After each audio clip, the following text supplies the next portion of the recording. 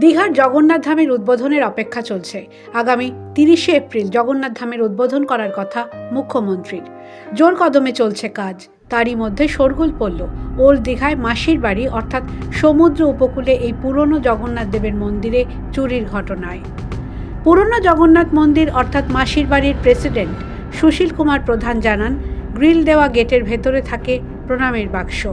চোর সেখান থেকে বাক্স ভেঙে টাকা পয়সা চুরি করেছে।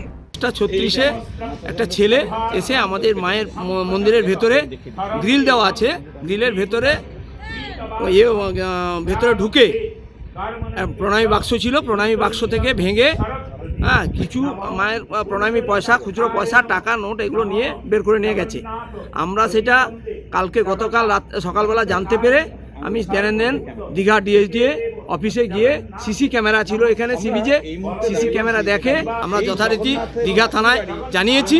আজকে আমরা অভিযোগ জানাবো, এর একটা সমাধান আমরা চাই, যাতে পুলিশ প্রশাসনকেও বলবো যে নজরদারি, যাতে এটা মাসির বাড়ি হয়ে গেছে, অতএব এটা নজরদারি যাতে করেন। এটা দিদি আমাদের ঘোষণা করে গেছেন, অক্ষয় তৃতীয়া আমাদের এটা চালু হবে। নজরদারি সিবিজে এখন ঠিক মতো হচ্ছে না, সেই জন্য আমি দীঘা থানার ওসি মহাশয়কে অনুরোধ করব কমিটির পক্ষ থেকে উনি যাতে ইমিডিয়েট এই মন্দিরের কাছে যাতে পুলিশ প্রোটেকশন করেন। এইটাই আমাদের অনুরোধ। চুরির খবর ছড়িয়ে পড়তেই শোরগোল পড়েছে সৈকত নগরীতে। স্থানীয়রা আরও কড়া নজরদারির দাবি তুলেছেন।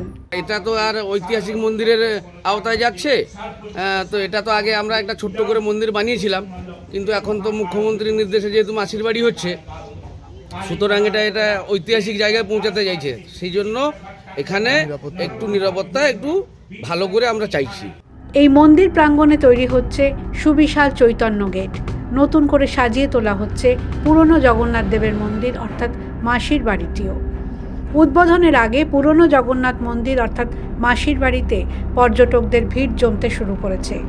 প্রত্যেকেই প্রণামী দিচ্ছেন, আর সেই প্রণামী বাক্স ভেঙেই টাকা নিয়ে পালালো চোর। The world bureau.